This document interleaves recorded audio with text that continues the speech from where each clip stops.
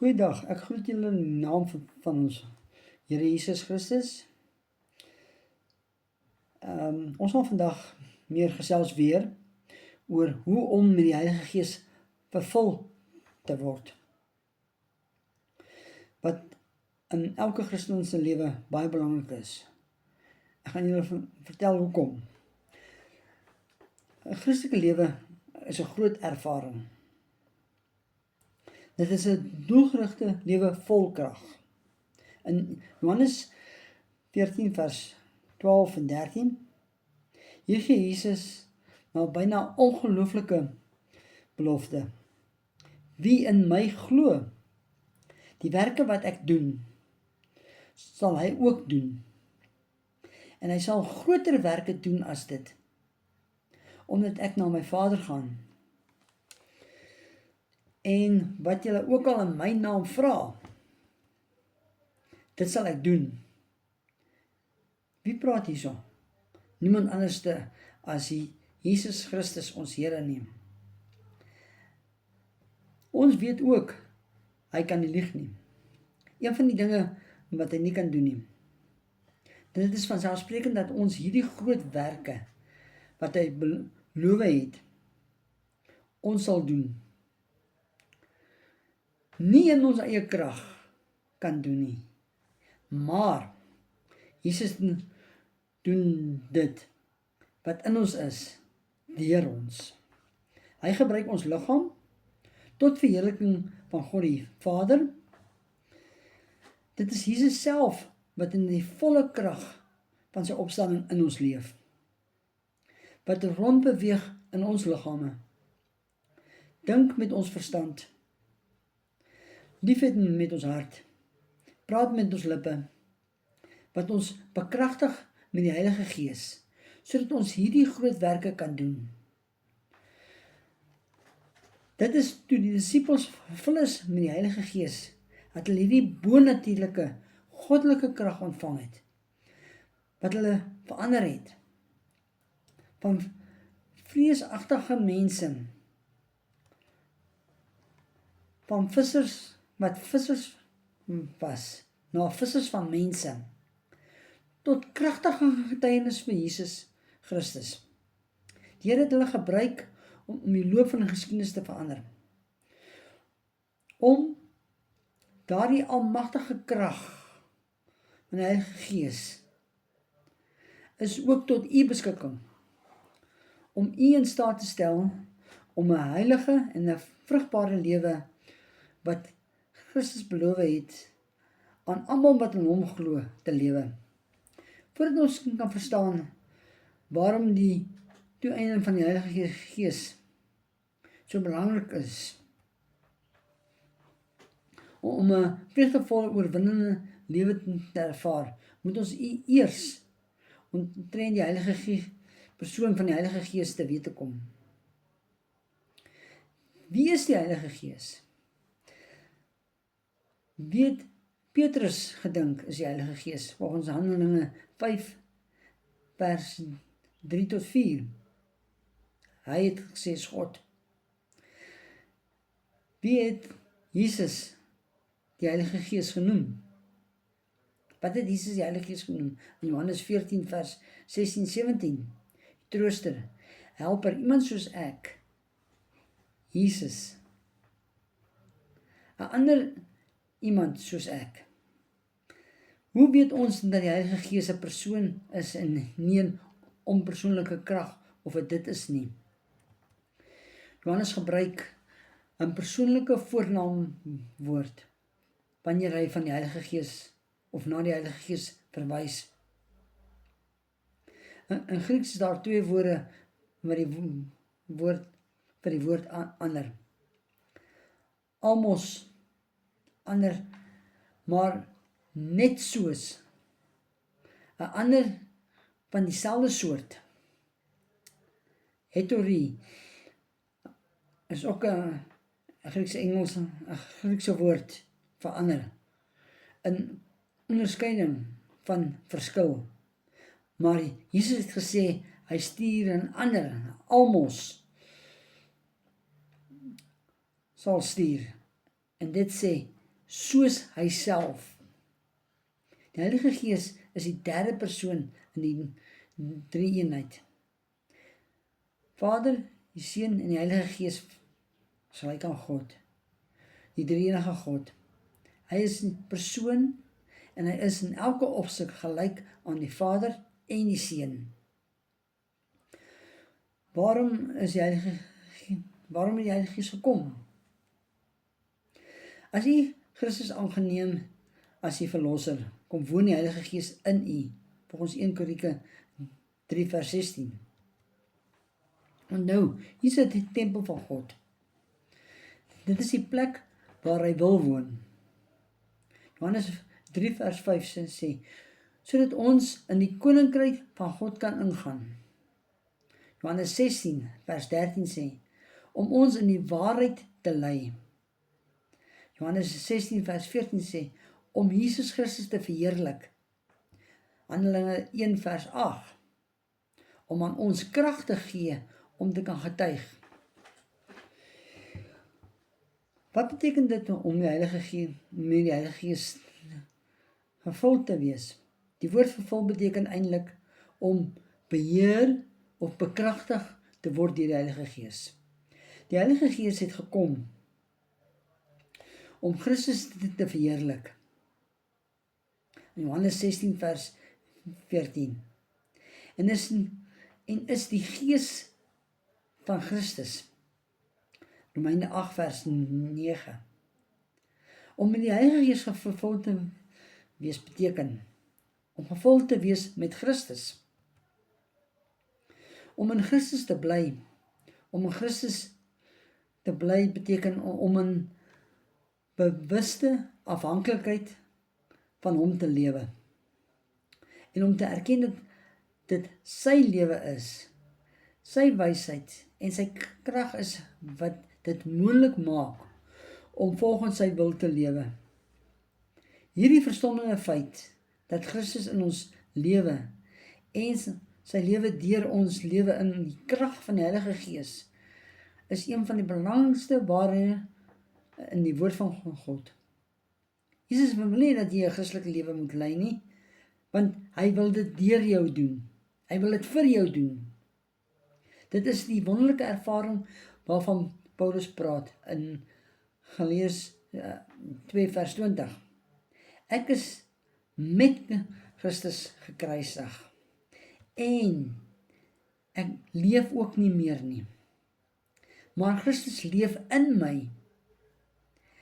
En Christen as 'n liggaam word deur Christus word nou Christus in hom. Om gebruik te word soos hy wil. Die verstand word nou sy verstand en sy gedagtes te dink. En om sy gedagtes te dink. Die wil word nou beheer deur sy wil. Die hele persoonlikheid, tyd, talent is nou volkome syne.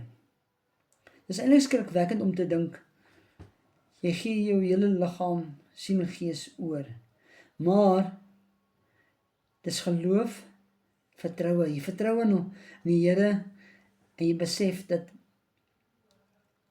in sy hand is jy veilig. In sy hande kan niemand jou uitruk nie. Paulus gaan voort om te sê, en wat ek nou in die vlees lewe, leef ek deur die geloof in die Seun van God, wat my lief gehad het en homself vir my oorgegee het. Wie se geloof? Die geloof van die Seun van God. Die een wat ons lief het en homself vir ons gegee het. Die een aan wie alle mag op hemel en op aarde gegee is. Kan u nou die grootheid van hierdie waarheid verstaan? As u kan en as u wil oorgee aan God, die Heilige Gees, en erken dat Jesus Christus elke oomblik na oomblik in die lewe, dan is u aan die begin van 'n groot ervaring, avontuur. Wat is die resultate? Wat sal die resultate wees as ons in Christus bly? ons sal vrug dra. Hoe bewys ons dat ons die disipels van Christus is? Deur die vrug wat ons dra. Wat kan ons sonder Christus doen? Absoluut niks. Ons is kragteloos. Wat is die verskil tussen 'n klein takkie wat nou net begin groei, wat uit 'n stam van 'n druiwestok en 'n groot ryp tak? Die tydperk wat elke tak aan die stam is. Watter tak sal die meeste vrug dra? Die ouer ryper tak? 'n Jong Christen takkie moet nie onmoedig voel as hy nie veel vrug dra en meer ervare en ryper Christen wat alreeds 'n geruime tyd in Christus bly nie. Hy kan net soveel geestelik wees as die ryper Christen. Want die sap wat in die druiwestok is in albei. Hy kan daarna strewe om meer volwasse te wees en meer vrug te dra as hy voortdurend van die sap van die ware wingerdstok trek. Waarom word die takke gesnoei? Sodat hulle meer vrugte kan dra. Wat is die vrug van die Heilige Gees in u tevoorskyn laat kom as resultate van vervulling van te wees? Die vrug van die Heilige Gees is die volgende: liefde, blydskap, vrede, lankmoedigheid, vriendelikheid, goedheid, getrouheid, sagmoedigheid, selfbeheersing. Gaan hulle deur en maak 'n merkie by elkeen wat u dink waar u pas. En die wat nie 'n merk kry nie, weet jy om aan te werk. Matteus 4 vers 19. Ek sal getuie wees wat ander na Christus lei. Waarom is die deursnee Christen nie gevul met die Heilige Gees nie? In 1 Korintiërs 2 vers 14 tot 1 Korintiërs 3 vers 3 word daar 3 soorte mense beskryf, naamlik natuurlike mens of 'n nie-Christen, 'n geestelike mens, en dan die derde is 'n vleeslike mens, 'n baba Christen. 'n natuurlike mens is of 'n nie-Christen stel 'n sirkel of huis voor waar die eie ek op die stoel sit met geen geestelike groei nie en Christus buite die huis of sirkel. Die eerste huis of sirkel beeld die huis van 'n natuurlike mens uit. Dit wil sê, die persoon wat Jesus Christus nog nooit aangeneem het nie. Christus staan buite die deur van die hart en wil inkom. Die belange van die lewe word deur die self of eie ek beheer en dit lei dikwels tot konflik en frustrasies. Die geestelike mens stel 'n sirkel of 'n huis voor waar die eie ek by die voete van Jesus sit, met Jesus op die stoel, op die troon, en 'n beheer is van my lewe en waar geestelike groei is. Die tweede sirkel of huis beeld die lewe van 'n Christelike mens uit. Die mens wat Jesus in sy lewe ingenooi het en hom toelaat om sy lewe te regeer en te bekragtig. Vleeslike mens, 'n baba Christen, stel 'n sirkel of huis voor waar die eie ek op die stoel sit. En Jesus is binne in die huis, maar is nie 'n beheer van my lewe nie. As gevolg hiervan is daar geen groei in my lewe nie, met die gevaar dat ek Christus, my eie Christenskap, kan doodgaan. En ek kan verkeerde pad volg. Daar's nie 'n leiding van die Heilige Gees nie.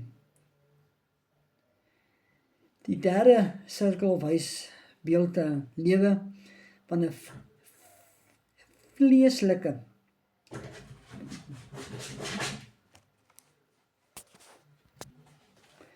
stel 'n vleeslike mens voor. Die vleeslike mens word beheer deur sy eie vleeslike begeertes. Die vleeslike mens maak ook op sy eie vermoë in staat om 'n Christelike lewe te lei. En dit is presies wat Jesus nie wil hê nie. Jy moet hom toelaat om 'n Christelike lewe te lei deur jou.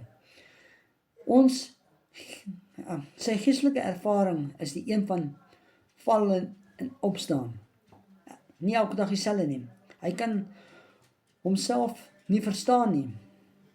Hy wil graag doen wat goed is, maar kan nie. Hy is nie in staat om die krag van die Heilige Gees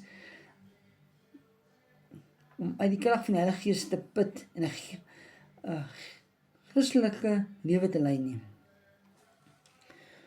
Noem die kenmerke van 'n vleeslike mens. Galasiërs 5 vers 19 tot 21. Oorspel, hoerery, onreinheid, onverbondenheid, afgoderry, toornery, twis. Is alles goed wat ons moet vermy. Wat is die oplossing van 'n vleeslike mens? Lees 5 vers 16 en 17. Om deur die Heilige Gees te wandel. 'n Christen word vleeslik as hy 'n houding ontwikkel van sy eie lewe te beheer, in plaas daarvan om Christus toe te laat om dit te doen. Jy word nie vleeslik deur bloot net Sondag nie. Dit is Sondag nie. Maar deur te weier om die sondes te bely en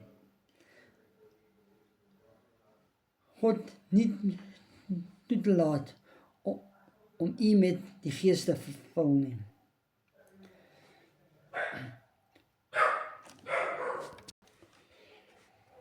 Hoe word 'n mens met die Heilige Gees vervul? Kom ons kyk 'n bietjie daarna. Hoe word 'n mens met die Heilige Gees vervul? Ons ontvang Jesus Christus deur geloof. Hoe kan ons hom dus toelaat om ons lewens oomblik na oomblik te beheer? Kolossense 2 vers 6. Deur geloof. Wat is geloof en waarom is geloof so belangrik? Hebreërs 11 vers 16. Geloof is vertroue in God. En sonder geloof kan 'n mens God nie behaag nie. Wat word ons beveel om te doen? In Efesiërs 5 vers 18. Om met die Heilige Gees gevul te word. Om met die Heilige Gees gevul te word is egter nie 'n eenmalige gebeurtenis. Nou nie een keer nie. Dis nie as jy die Heilige Gees gevul word en beheer word nie. Elke dag as jy sonde doen, verloor jy daai voorreg. So jy moet jou sondes bely, so vinnig as moontlik, so gereeld as moontlik. Daarom is herhaaldelike vervulling met die Heilige Gees, soos wat dit duidelik is in Efesiërs 5 vers 18. In die oorspronklike Grieks is die betekenis duideliker as in ons taal. Letterlik dat hierdie opdrag dat ons gedurig vervul moet word, beheer en bekragtig word deur die Heilige Gees. 1 Johannes 5 vers 14 en 15 lees ons van God vir ons beloof, wat Christus vir ons beloof, en hy beloof dit. Hy sal ons gee wat ons vra, as ons vra volgens sy wil. Dit is sy wil dat ons gevul is word met die Heilige Gees. Daarom sal God nie vul met die Heilige Gees as jy hom vra, want hy wil dit doen. Efesiërs 5 vers 18. U is volgens sy belofte. Dit is volgens sy belofte, en dis waar. 1 Johannes 5 vers 14.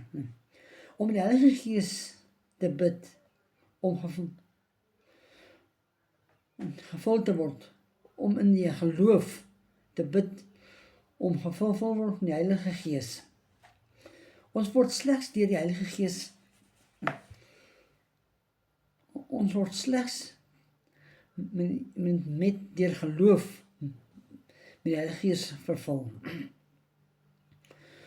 Ware gebed is een manier om 'n uitdrukking aan geloof te gee. Die volgende kan soos volg gebid word. Liewe Vader, ek het gesondig. Ek bely dat ek self in beheer van my lewe was en daarom teen U gesondig het. Ek dank U dat U deur die dood van Jesus aan die kruis my sondes vergewe het. Ek nooi Jesus uit om opnuut die troon van my lewe te beheer. Vervul my met U Heilige Gees, soos U my gebied het, en soos U beloof het, U sal doen, as ek dit in U naam, in geloof vra. Ek bid dit in die naam van Jesus Christus. As uitdrukking van my geloof, dank ek U nou, dat U my lewe beheer, en my met U Heilige Gees vervul het. Amen. Hoe om gedurig met die Heilige Gees gevul te wees, deur geloof, kan U God se liefde en vergifnis onophoudelik smaak. Indien U bewus word van enige gebied in die lewe, in 'n houding of handeling, wat die Here nie welgevallig is nie, terwyl U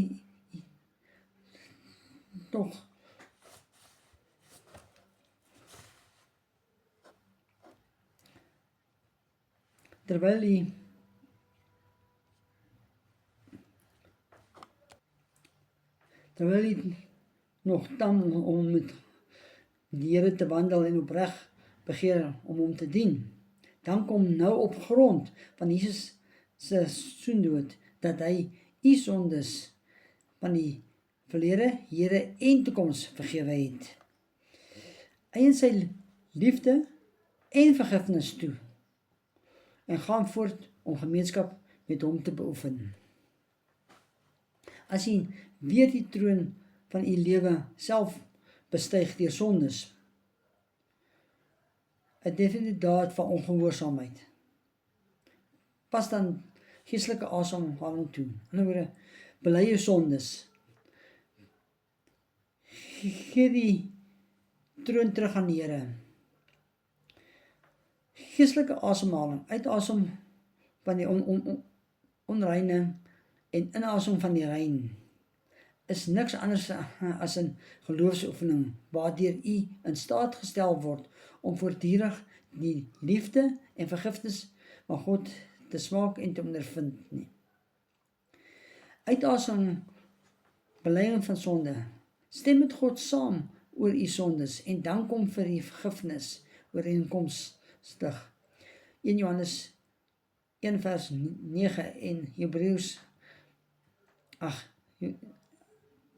10 vers 1 tot 25.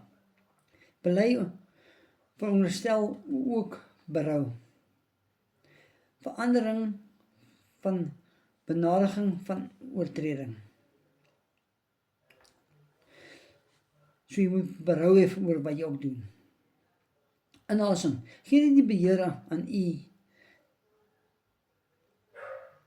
aan Jesus Christus, oor ontvang en volkome van die Heilige Gees deur die geloof.